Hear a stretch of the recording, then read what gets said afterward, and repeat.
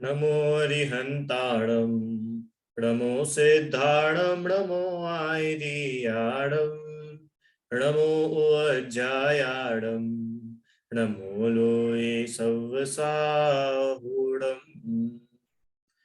तीन भुवन में सा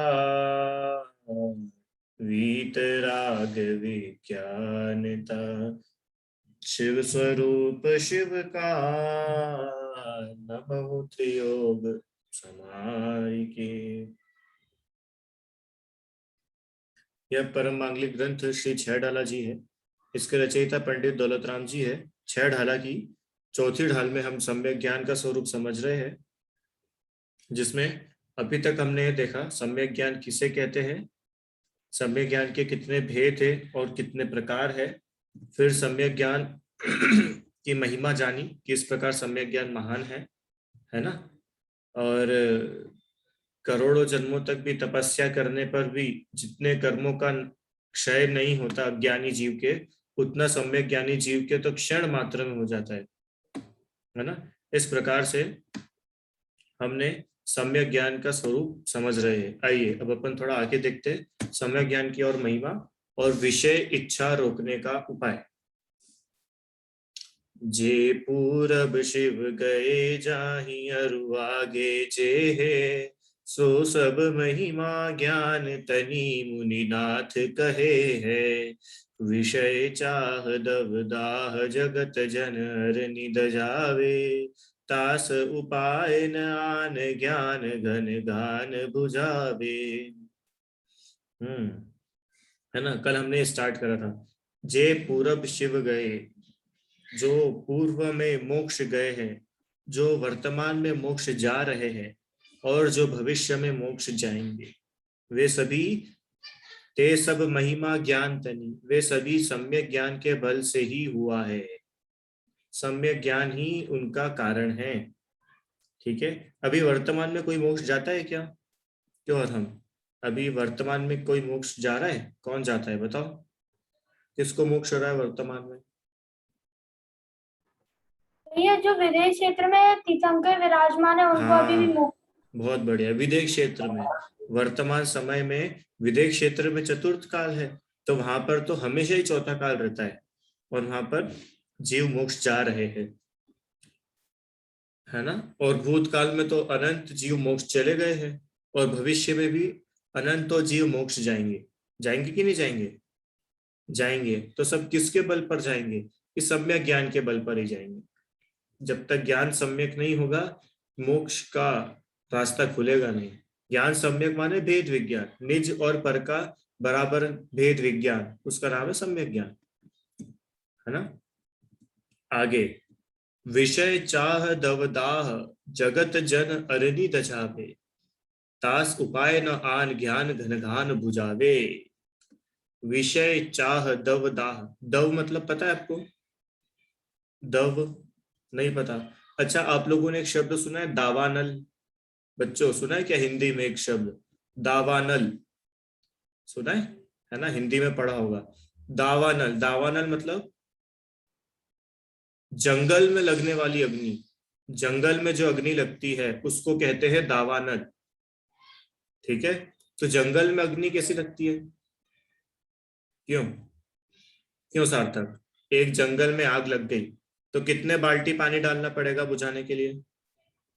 कितनी बाल्टी पानी से बुझेगा?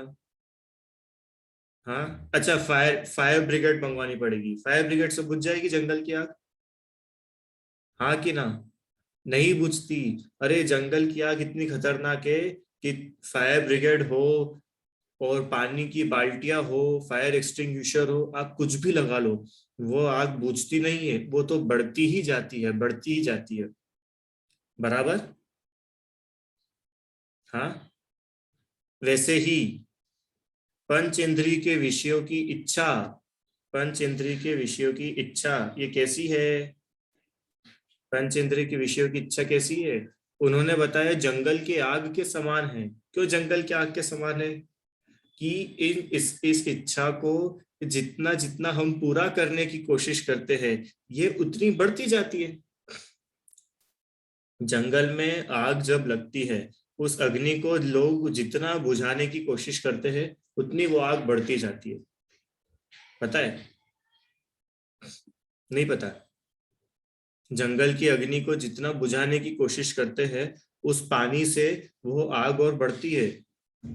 ऐसे ही विषयों की इच्छा, पंचेंद्रिय के विषय, पंचेंद्रिय के विषय मतलब स्पर्शन इंद्रिय के विषय, अच्छा अच्छा टच करने की इच्छा, अच्छा अच्छा टेस्ट करने की इच्छा, बढ़िया स्मेल करने की, अच्छा देखने की, अच्छा सुनने की, ये जो पांच इंद्रियों की इच्छाएं है ये कैसी है?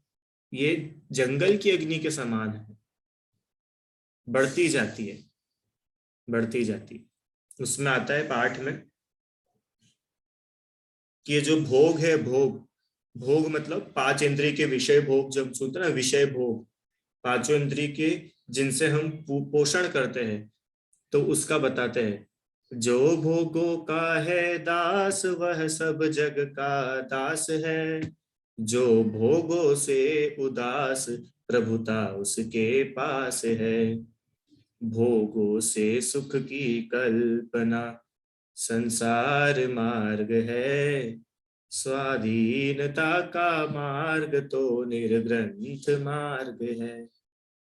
पता है? ये जो पांच इंद्रिय के विषय भोग है, पांच इंद्रिय के विषय भोग मतलब कि मुझे ना बहुत अच्छा खाने की इच्छा हो रही है, तो मैंने एक रसगुल्ला खा लिया। हम्म। तो ये जो भोग हमने भोगे, ये जो भोगों का मार्ग है, ये तो संसार बढ़ाने वाला मार्ग है। हाँ, संसार बढ़ाने वाला है कि संसार को कम करने वाला है? बताओ। ये जो पांच इंद्रिय के विषय भोग है, इनसे हमारा संसार बढ़ेगा कि कम होगा? मतलब जो जो हम पांच इंद्रिय के विषय भोग भोगते जाएंगे, है ना, मैं बार बार भोग वर्ड यूज कर रहा हूँ, आपको भोग मतलब बता देता हूँ वापस। भोग मतलब जिनसे भी उस इच्छाओं को पूरा कर रहे हैं, जिन भी पदार्थों से हम उस इच्छा को पूरा कर रहे हैं। जैसे मान लो मुझे बहुत अच्छा सुनने की इच्छा है, तो कर्ण इंद्रिय का भोग बन गया गाने। हाँ, म्यूजिक, ये कर्ण इंद्रिय का भोग बन गया। मुझे बहुत अच्छे देखने की इच्छा हो रही है, तो समुद्र, पहाड़, जंगल, टेलीविजन, ये सब क्या बन गया? चक्षु इंद्रिय का भोग बन गया। अभी समझ में आया भोग मतलब? मुझे बहुत अच्छा स्वादिष्ट भोजन करने की इच्छा हो रही है, तो रस मलाई, गुलाब जामुन, ये सब क्या हो गया? ये वो रसना इंद्रिय के भोग बन गए, है ना। आपने एक शब्द सुना होगा ना, छप्पन भोग, छप्पन भोग चढ़ाए। हाँ, तो वो भोग तो वहां पे सिर्फ खाने के सेंस में यूज करते हैं, यहाँ पे पांचों इंद्रियों में लगाना। मुझे बहुत आरामदायक बिस्तर चाहिए, काय के लिए? सोने के लिए, शरीर को आराम देने के लिए। तो क्या हुआ? मैं बढ़िया बिस्तर पे जाकर लेट गया, सो गया, तो ये क्या हुआ?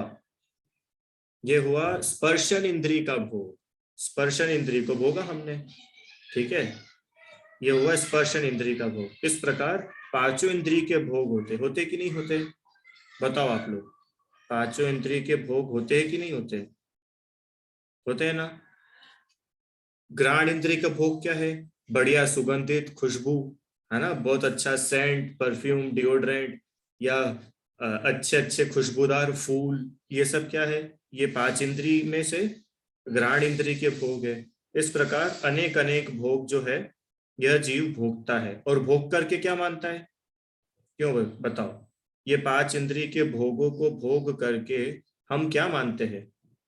क्या मानते हैं? हम सुखी हो गए। हाँ, मेरी रसगुल्ला खाने की इच्छा थी, मैंने रसगुल्ले को भोगा और मैं क्या हुआ? नाउ आई एम सेटिस्फाइड, अब मैं सुखी हो गया, है ना। मेरी बहुत बढ़िया गाना सुनने की इच्छा थी, मैंने फटाफट गाना सुना, मैं सुखी हो गया। मेरी कश्मीर देखने की इच्छा थी, मैंने कश्मीर देख लिया और मैं सुखी हो गया। अपन ऐसा ही तो मानते हैं, क्यों सार्थक? हमारी जो भी इच्छा होती है, और अगर हमारी इच्छा हमने पूरी कर ली, देन वी आर हैप्पी, हम सुखी हो जाते हैं।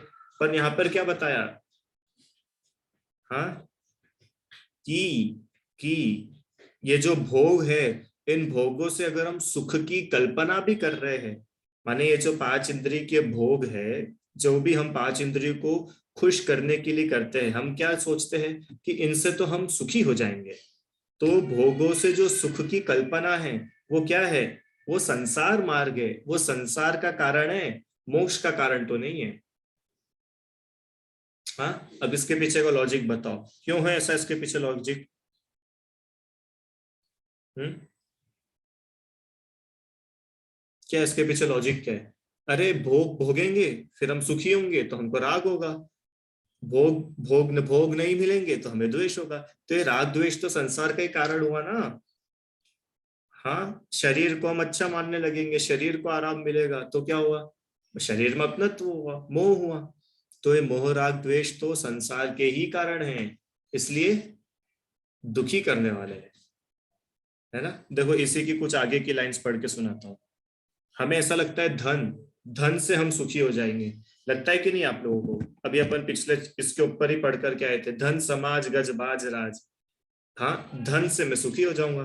तो धन के लिए देखो इसमें क्या लाइन लिखी है, धन के बिना निर्धन, अरे अधीन सा दिखे, तृष्णा के वशवर्ती धनवान भी दुखी दिखे। जो निर्धन होता है, निर्धन मतलब गरीब, जिसके पास में कोई धन संपत्ति रुपए पैसे नहीं है, तो उसके पास धन नहीं है तो क्या लगता है कि वो रुपए पैसों पे डिपेंडेंट है, और उन रुपए पैसों की डिपेंडेंसी के कारण वो दुखी है। दुखी दिखता है ना अपने को वो, बिना रुपए पैसे के गरीब व्यक्ति दुखी है। तो हमको ऐसा लगता होगा कि फिर जिसके पास रुपए पैसे है, जिसके पास संपत्ति है, सोने चांदी है, वो तो सुखी होता होगा। क्यों? जब गरीब व्यक्ति दुखी है तो अमीर व्यक्ति सुखी होता होगा। तो उसकी अगली लाइन में क्या लिखा, तृष्णा के वशवर्ती धनवान भी दुखी दिखे।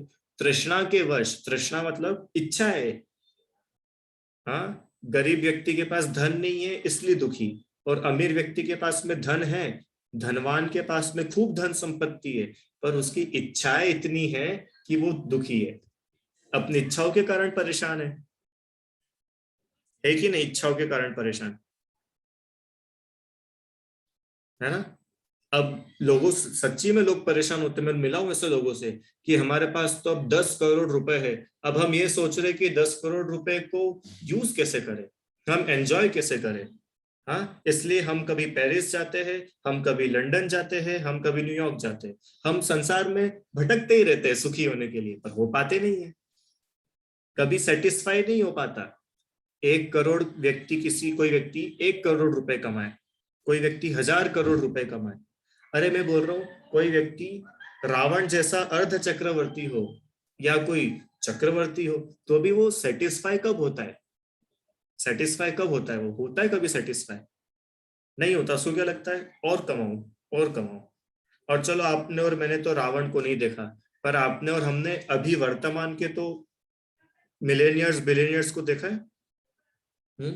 बिल गेट्स का अपन एग्जांपल लेते हैं। बिल गेट्स मतलब जो माइक्रोसॉफ्ट का मालिक है, माइक्रोसॉफ्ट कंपनी को जिसने बनाया है, वो व्यक्ति, उसके पास कितने रुपए हैं? लाखों करोड़ों डॉलर उसके पास में है, तो फिर भी क्या वो सुखी है? क्या क्या लगता है आपको, सुखी है? अभी थोड़े दिनों पहले उसका डिवोर्स हो गया, तलाक हो गया उसका थोड़े दिन पहले, पता है। अरबों खरबों रुपए कमाने के बाद भी आप स्वयं सुखी नहीं, और आपसे आपकी पत्नी सुखी नहीं। वो बोलता रहे, तृष्णा के वशवर्ती धनवान भी दुखी दिखे। तृष्णा के कारण, इच्छाओं के कारण तो धनवान भी दुखी दिखता है संसार में। हाँ, आगे, आगे सूर्य बहुत अच्छा है। भोगों को पाने के लिए मूर्ख रहे रोता, पर भोगों को पाकर भी कौन तृप्त है होता। मुझे भोग मिल जाए, हाँ, मुझे बढ़िया एलईडी 4K HD क्वालिटी की क्या स्मार्ट टीवी मिल जाए, मुझे स्मार्ट वॉच मिल जाए, मुझे साइकिल मिल जाए, या जो भी XYZ आपके भोग है, आप जिन जिन से अपनी इच्छाएं पूरी करना चाहते हो, वो सब सामग्री है। हो सकता है वो किसी के लिए पिज्जा हो, किसी के लिए नूडल्स हो, किसी के लिए गुलाब जामुन हो, किसी के लिए रसगुल्ला हो, और किसी के लिए नए कपड़े हो, किसी के लिए जूते हो, किसी के लिए क्रिकेट का बैट हो। सबके लिए अलग अलग होते हैं। तो जो मूर्ख जीव होते हैं ना, मूर्ख क्या बोल रहे, जो मूर्ख होते हैं, वो इन भोगों को पाने के लिए रोता है, दिन रात कोशिश करता है, मुझे ये भी मिल जाए, मुझे वो मिल जाए, अरे वो तो रह गया, वो तो रह गया, रो करके दुखी होकर के सब कुछ पाने की कोशिश करता है। हाँ, कि चल भाई ठीक है, तूने पा लिया, उसके बाद क्या है, भोगों को पाकर भी कौन तृप्त है होता। तुमने भोगों को पा भी लिया तो तुम तृप्त हो गए क्या? क्यों मोक्षी? हाँ, पहले हमारी बहुत इच्छा थी कि हमारे पास में 50 करोड़ रुपए आ जाए, कि चलो तुम्हारे पास 50 करोड़ आ गए, नाउ यू आर सेटिस्फाइड, कि नहीं अब मुझे 100 करोड़ चाहिए। चलो 100 आ गए, अब तो ठीक हो, कि नहीं अब मुझे 200 करोड़ चाहिए। हाँ, अब मुझे भारत का सबसे अमीर व्यक्ति बनना है। चलो अब तो इंडिया के सबसे अमीर बन गए, नाउ तो यू आर हैप्पी। नहीं नहीं नहीं, अब मुझे एशिया का सबसे ज्यादा अमीर इंसान बनना है। चलो ठीक है, एशिया के बन गए, अब तो खुश हो? नहीं, अब क्या करना है, अब पूरे वर्ल्ड में सबसे अमीर बनना है। कि चलो ठीक है, तुम पूरे वर्ल्ड में सबसे अमीर बन गए, अब तो तुम खुश हो ना भैया? कि नहीं, अभी भी जितने पहले अमीर हो चुके हैं उनसे भी ज्यादा अमीर बन के दिखाना है। पूरी दुनिया मुझे जाने, मैं पूरी दुनिया के लिए एक आदर्श बनूं, पूरी दुनिया मुझे फॉलो करे। हाँ, मेरे खूब सारे फॉलोअर्स हो, मैं ऐसा चाहता हूं। कि चलो तुमको वो सब भी दिया, तथास्तु, अब तो तुम खुश हो? कि नहीं नहीं, अब ये सब बना रहना चाहिए, ये कम नहीं होना चाहिए। हाँ, कम नहीं होना चाहिए। अगर अभी मेरे 1 लाख फॉलोअर्स है तो 1 लाख के कम नहीं होना चाहिए, ये बढ़ते रहना चाहिए। मतलब इतने सारे भोग मिलने के बाद भी तृप्त कौन होता है? अभी समझ में आया सभी को? हाँ, तृप्त होता कौन है? अरहम। समझ आया? इतना सब कुछ मिलने के बाद भी कोई भी जीव तृप्त नहीं होता। तृप्त नहीं होता मतलब सेटिस्फाइड नहीं होता, कि yes now I am done, अब मुझे और कुछ नहीं चाहिए। कोई नहीं होता। मनुष्य भी नहीं होते, तिर्यंच भी नहीं होते। हम्म, कोई नहीं होता। देखो आगे की लाइन तो बहुत गजब की है, ज्यो ज्यो भोगे त्यों त्यों तृष्णा ही बढ़ती है भाई, अग्नि की ईंधन से तृप्ति किसने है कर पाई। क्या बताया? जो जो भोगे त्यों त्यों तृष्णा बढ़ती है भाई। मतलब जैसे जैसे हम अपनी इच्छाओं को पूरा करते रहते हैं, वैसे वैसे क्या होता है, इच्छाएं बढ़ती जाती है, बढ़ती जाती है, बढ़ती जाती है ना। हम्म, जैसे जैसे इच्छाओं को पूरा करने की कोशिश करते हैं, हमारी इच्छाएं पूरी होती है क्या? नहीं, पूरी नहीं होती है। क्या होता है? और बढ़ती जाती है, और बढ़ती जाती है, और बढ़ती जाती है। अब ये अपन ने उदाहरण देखा ना इसके पहले। हम्म, क्यों, ऐसा क्यों होता है? जैसे मेरे पेट को, मेरी जीवान को अगर पिज्जा की जरूरत है तो मैंने उसको पिज्जा दे दिया, तो मैं खुश हो जाना चाहिए। पर यहाँ पे उन्होंने बोला कि जितना हम अपनी इच्छाओं को पूरी करने की कोशिश करते हैं उतना क्या होता है, उतना ये इच्छाएं बढ़ती जाती है। तो आगे उन्होंने उदाहरण दिया, अग्नि की ईंधन से तृप्ति किसने है कर पाई। अग्नि, आग, और ईंधन मतलब, ईंधन मतलब होता है जिससे आग जलती है, जैसे लकड़ी, पेट्रोल, केरोसिन, घासलेट, कपूर, कोयला, इन सब में आग जलती है ना? क्या बोलते हो आप लोग, फ्लेमेबल ऑब्जेक्ट्स है ना, क्या बोलते हैं, फ्लेमेबल बोलते हो ना, है ना? ये सब, इनसे अग्नि बढ़ती है। तो अब मुझे बताओ, मेरे घर में मान लो आग लग गई, तो मुझे कितना लीटर पेट्रोल डालना पड़ेगा आग बुझाने के लिए? सार्थक, मेरे घर में आग लग गई, तो मेरे ऊपर नहीं, सॉरी, घर पे, फिर घर में मैं कितना लीटर पेट्रोल डालूं कि आग बुझ जाए? कितनी सूखी लकड़ियां फेंकूं, कितने सूखे पत्ते डालूं, क्या करूं जिससे आग बुझे? क्या करूं? कि पानी डालो, पानी से आग बुझेगी। पेट्रोल, घासलेट, केरोसिन, अरे नहीं, वो पानी के लिए ना मुझे बहुत मेहनत करके दूर तक जाना पड़ेगा। पेट्रोल तो मेरे घर में पास में बहुत सारा रखा हुआ है, तो मेरी मेहनत बच जाएगी ना। अपन तो पेट्रोल यूज कर लो। नहीं, कोई व्यक्ति फ्री में नहीं, अभी 100 रुपए लीटर वाला पेट्रोल नहीं, फ्री का पेट्रोल सरकार की तरफ से स्कीम आई है, जिसके की घर में आग लगेगी उसको फ्री में पेट्रोल दिया जाएगा। बताओ कितने लोग तैयार हैं? आप क्या बोलोगे? तो मूर्ख है जो व्यक्ति ऐसा कर रहा है, वो कौन है? समझदार है कि मूर्ख है? मूर्ख है। अरे, जिससे अग्नि बढ़ती है तुम उसी से अग्नि को बुझाना चाहते हो, ऐसा कैसे पॉसिबल है? ऐसे ही जिनसे ये इच्छाएं बढ़ती है तुम उसी से इच्छाओं को शांत करना चाहते हो, ऐसा कैसे पॉसिबल है? समझ में आ रहा है? संगीता आंटी, आया समझ में? जिनसे इच्छाएं बढ़ती है हम उन्हीं से इच्छाओं को शांत करने की कोशिश कर रहे हैं। तो ये समझदार व्यक्ति करेगा कि कोई मूर्ख करेगा? कोई जिसका स्क्रू ढीला है वही ऐसे काम करेगा। समझदार व्यक्ति तो ऐसे काम नहीं करेगा। हाँ, ये लाइन मेरे को यहां से याद आई थी, यहाँ पे अग्नि का एग्जाम्पल लिखा है ना, विषय चाह दव दाह जगत जन अरनि दझावे, दास उपाय न आन ज्ञान घन घान बुझावे। यहां से मुझे याद आया था, मैं आपको सुना दिया मैंने। ये स्वाधीन मार्ग करके एक रचना है ब्रह्मचारी रविंद्र जी की, बहुत सुंदर है। इसी में से मैंने आपको इस पढ़ करके सुनाया था। अभी समझ में आया कि जो विषय चाह मतलब 5 इंद्रियों को पूरा करने के लिए जो जो हम यूज करते हैं, है ना, वो सब विषयों की इच्छाओं को पूरी करने की चीज है। तो ये विषयों की चाह कैसी है? ये दावानल के समान है। ओहो, जंगल में लगने वाली आग के समान है। हाँ, अब जंगल की आग को कैसे बुझाए? क्यों? जंगल की आग को बुझाने का उपाय क्या है? अपनी बात यहाँ पर अटक गई थी। कितना लीटर पानी डाले बाल्टी भर भर के? 100-200 फायर ब्रिगेड तो लगेगी पूरी जंगल की आग बुझाने के लिए। हाँ, अरे लाखों फायर ब्रिगेड भी इकट्ठी हो जाए ना तो भी जंगल की आग नहीं बुझा सकती। तो कब बुझती जंगल की आग? कौन बताएगा? बताओ, चलो जनरल नॉलेज का क्वेश्चन।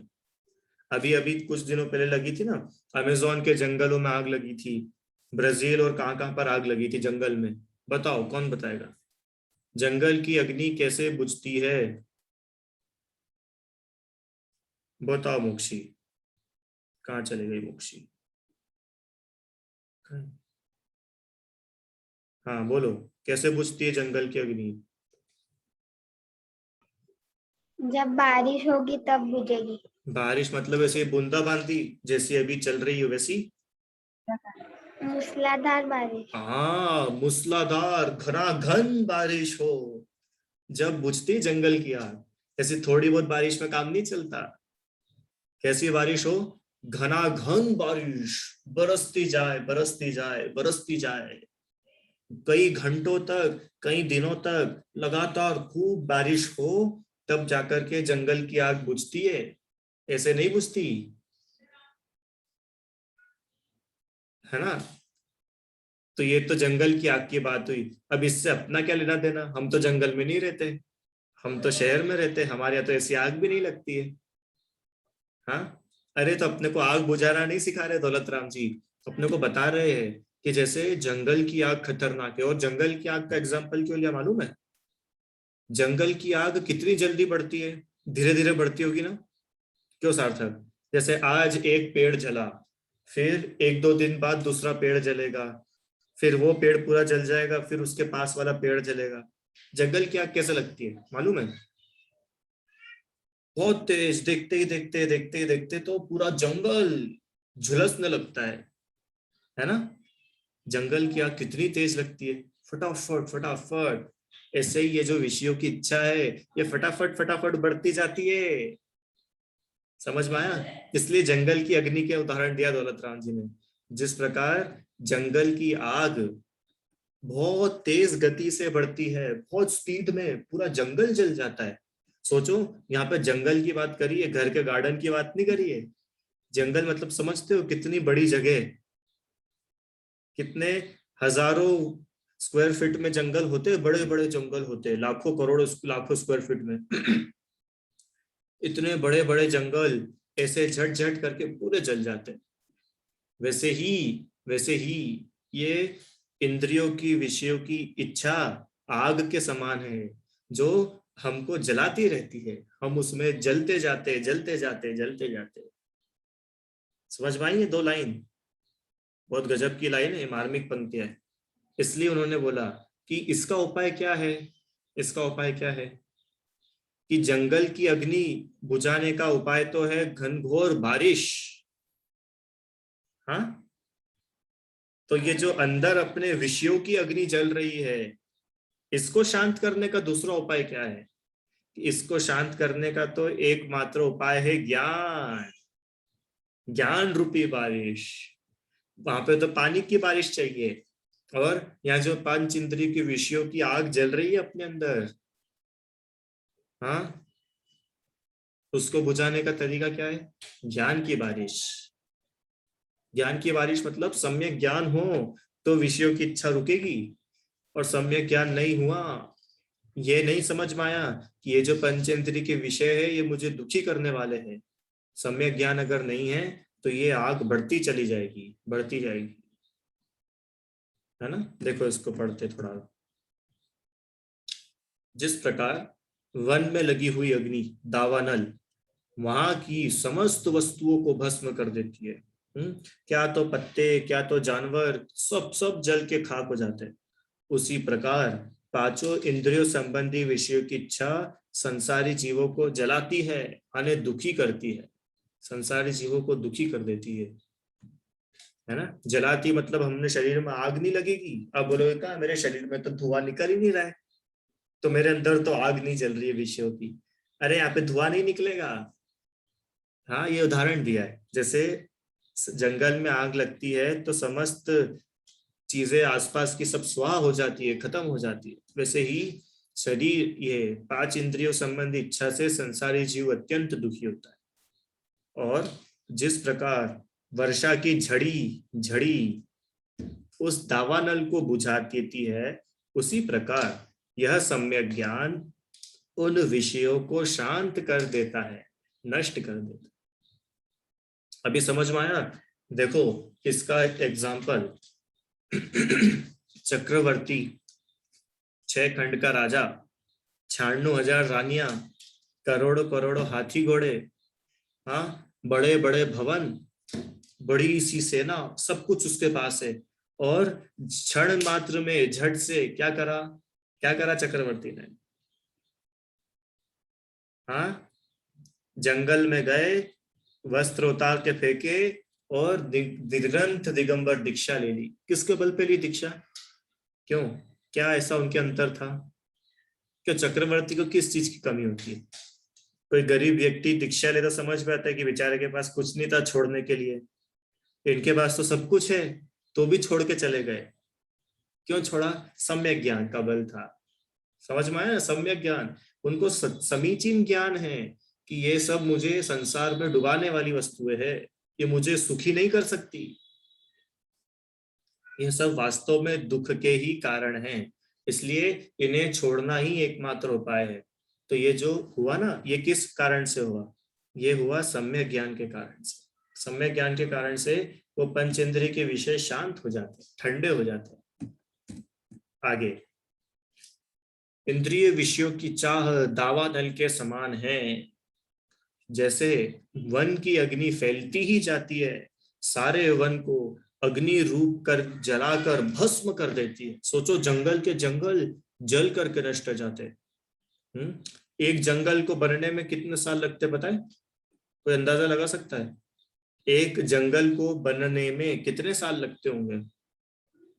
बहुत साल, हजारों हजारों साल लग जाते हैं जब जाकर के एक जंगल बनता है कि नहीं?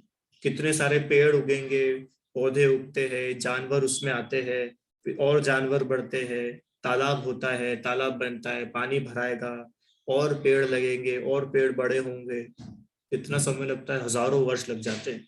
और भस्म होने में कितना समय लगता है? जंगल में अग्नि लग गई तो 10-20 साल तो लगते होंगे। हाँ, अरे कुछ ही दिनों में साफ है। ऐसे ही यह इच्छा रूपी अग्नि बढ़ती जाती है, और जीव को दुखी करती रहती है, जीव को दुखी कर। क्या करना है फिर अपन लोगों को? अब जंगल में जाना बंद कर देंगे। क्यों? जंगल जाना छोड़ देंगे ऐसा? फिर आग जलाना छोड़ देंगे? क्या करोगे? कि नहीं अपने साथ में एक फायर एक्सटिंग्विशर रखेंगे हमेशा? क्या करना है सार्थक? सम्यक ज्ञान करेंगे। क्यों करेंगे सम्यक ज्ञान? क्योंकि इससे विषयों की इच्छा पर वो लगेगा, फुल स्टॉप लगेगा, रुक जाएगी, शांत होगी। बराबर? बहुत समझने का विषय है ये, बार बार पढ़ने की चीज है। अभी तो आपको पढ़ाना है इसलिए मैं जल्दी आगे बढ़ रहा हूँ, नहीं तो इस पे बहुत चीज है। आपको कितनी पूजाओं की जय मालाओं में, कितनी पूजाओं के अष्टक में ये चीजें मिलेंगी आपको। एक उसमें आता है ना, एक तो अपन वो पढ़ते ही है, धू धू क्रोधा नर जलता है, संसार महा, क्या है वो, देव शास्त्र गुरु की पूजा में आता है। किस प्रकार से सब कुछ विषयों की इच्छा सब जला देती है, जीव को भस्म कर देती है, नष्ट कर देती है। और ये क्यों बोल रहे हैं नष्ट कर देती है? क्योंकि यह मानुष पर्याय सुकुल सुनी वो जिनवाणी, यह विधि गए न मिले सुमणि जोदधि। क्योंकि अगर एक बार ये चला गया तो मानो सब कुछ खत्म। अब पता नहीं कब हजारों लाखों भवों के बाद में इतना सब अच्छा अच्छा मिलेगा। हाँ, जैसे एक बार जंगल में आग लगी तो पूरा जंगल खत्म। अब उस जंगल को वापस वैसा होने के लिए हजारों साल लग जाएंगे। ऐसे ही एक बार यह मनुष्य पर्याय चली गई, एक बार यह संयोग चले गए, एक बार यह धर्म की रुचि चली गई, साधर्म चले गए, देव शास्त्र गुरु का समागम चला गया, पता नहीं हजारों भव लग जाएंगे। सब जाकर के क्या होगा? पुनः ये सब मिलेगा, बहुत दुर्लभ है। इसलिए इसलिए क्या करना चाहिए? सम्यक ज्ञान का उपाय, कोटि उपाय बनाओ, करोड़ों करोड़ों उपाय बना करके भी सम्यक ज्ञान की प्राप्ति का उद्यम करना योग्य है। ठीक है, समझ में आ रहा है सभी को? कठिन तो नहीं है ना? चलो, अब आगे चर्चा है पुण्य पाप की। ये तो बहुत गजब है। क्यों? पुण्य तो अच्छा होता है ना? क्यों बच्चों? पुण्य तो अच्छा होता है सार्थक, पाप तो खराब होता है। पाप तो तब अपन सब जानते हैं, पाप तो गंदा है, पुण्य अच्छा है। पुण्य तो करना चाहिए, करना चाहिए ना, पुण्य तो अच्छी चीज है। तो अपन को अब ये पता चलेगा कि क्या सच्ची में पुण्य करना चाहिए कि नहीं। पुण्य पाप एक जैसे है क्या? चलो इतना सही बता दो, क्या पुण्य पाप अलग अलग है कि एक ही जैसे है? अलग अलग है? एक जैसे है? अलग अलग है। पुण्य अलग, पाप अलग है कि नहीं? तो कल इसकी अपन चर्चा करेंगे कि पुण्य पाप अलग अलग है कि एक ही समान है। ठीक है? और अंतिम कुछ उपदेश है, ऐसे ही कुल एक दो छंद में ये अपना पहला पाठ चौथी डाल का पूरा हो जाएगा। इसकी अपन परीक्षा लेंगे और फिर अगला सम्यक चारित्र का प्रकरण शुरू करेंगे। ठीक है? साथ साथ रिवीजन करते जाना है आप सभी को, क्योंकि इसका मैं रिवीजन नहीं कराऊंगा क्योंकि ये तो अभी अपन ने फ्रेश पढ़ाई है और बीच में कोई छुट्टियां भी नहीं हुई है। तो एक शॉर्ट रिवीजन भले ही अपन एक आध दिन का करेंगे और इसकी परीक्षा लेके आगे अपन 10वें छंद से प्रारंभ करेंगे। ठीक है? चलिए, अभी किसी की कुछ प्रश्न है? हाँ, सार्थक का कल एक प्रश्न था, चलो अच्छी याद आई, कि मति ज्ञान, जो जीव है, एक इंद्रिय जीव है, छोटा सा जीव है, उसके पास भी मति ज्ञान होता है, तो उसको, उसके पास मति ज्ञान कहाँ से आया? हम्म थोड़ा सा छोटे, देखो अपन लोग तो बहुत आगे आ गए। अपन तो दो इंद्री, तीन इंद्री, चार इंद्री क्रॉस कर लिया, पंचेंद्र में भी संघी पंचेंद्री बन गए, तो अपन को तो सब मिल गया। पर वो इतना छोटा एक इंद्रिय जीव, निगोदिया जीव, जिसको तो ये तक समझ नहीं पड़ती, हाँ, कि क्या चल रहा है, वो तो पैदा हुआ और मरा, एक श्वास में 8-10 बार। हाँ, उसके पास भी मति ज्ञान आया कहां से?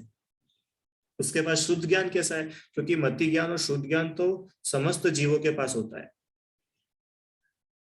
अनलेस उनको केवल ज्ञान नहीं हुआ हो तो। ठीक है, केवल ज्ञान होने के बाद बाकी के 4 ज्ञान चले जाते, फिर एक केवल ज्ञान ही अपने आप में बहुत है। पर अगर केवल ज्ञान नहीं है तो समस्त जीवों के पास मति और श्रुत तो मिनिमम रहेंगे ही रहेंगे। तो कैसे होता है, तो सुनो सुनो, ये जो श्रुत ज्ञान है ना, श्रुत ज्ञान के 20 भेद होते हैं। कितने भेद होते हैं? 20 टाइप्स के श्रुत ज्ञान होते हैं। उसकी विशेष चर्चा इसमें गोमटसार जीव कांड की ज्ञान मार्गणा में है। मैंने भी थोड़ा बहुत उसको कल देखा था, और अगर आप विशेष चाहो तो मैं आपको बता दूंगा आगे। पर शॉर्ट में उसका आंसर इतना ही है कि 20 प्रकार के श्रुत ज्ञान होते हैं।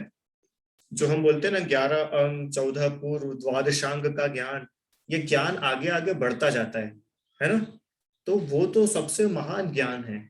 और एक सबसे छोटा ज्ञान होता है। सबसे छोटा ज्ञान मतलब अक्षर का अनंतवा भाग, उसको उस टर्म में बोलते हैं अक्षर का अनंतवा भाग ज्ञान। मतलब एक अक्षर है, अक्षर मतलब बहुत छोटा, नॉर्मल एक अक्षर अपने समझने के लिए, एक अक्षर मतलब छोटा अक्षर, उसके भी आप अनंत हिस्से करो। कितने हिस्से करना है, कितने पार्ट्स करने उसके? ऐसे एग्जांपल, छोटा एग्जांपल लेता हूं मैं। ये अपने पास में ये फोन है, ठीक है, इसके अपने को 2 पार्ट करना है, तो 2 पार्ट करेंगे तो ये 2 हो गए, इधर और इधर। इसके 4 करना है तो ये ऐसे करेंगे तो 4 पार्ट हो जाएंगे, इतने इतने। अगर इसके 1000 पार्ट करेंगे तो और छोटे छोटे हिस्से बनेंगे, बराबर। अगर इसके 1 करोड़ हिस्से करना रहेंगे तो और छोटे छोटे बनेंगे, ठीक है ना। इसके 10 करोड़ हिस्से करना है तो और छोटे छोटे छोटे छोटे छोटे छोटे हो जाएंगे। ऐसे ही इसके असंख्यात हिस्से करो, असंख्यात भाग कर दो, तो कितने छोटे छोटे हो जाएंगे। और असंख्यात ही नहीं, अनंत भाग कर दो, अब बताओ कितने छोटे छोटे हो जाएंगे। हो जाएंगे, हो जाएंगे ना। तो ये तो अपन ने इतना बड़ा मोबाइल लिया है अपन सिर्फ एक अक्षर की बात कर रहे हैं, एक अक्षर के अनंतवें भाग जितना ज्ञान तो मिनिमम एक जीव को होता ही है, होता ही है। क्यों? क्योंकि ज्ञान आत्मा का स्वभाव है। स्वभाव कभी जाता, कम ज्यादा जरूर हो सकता है।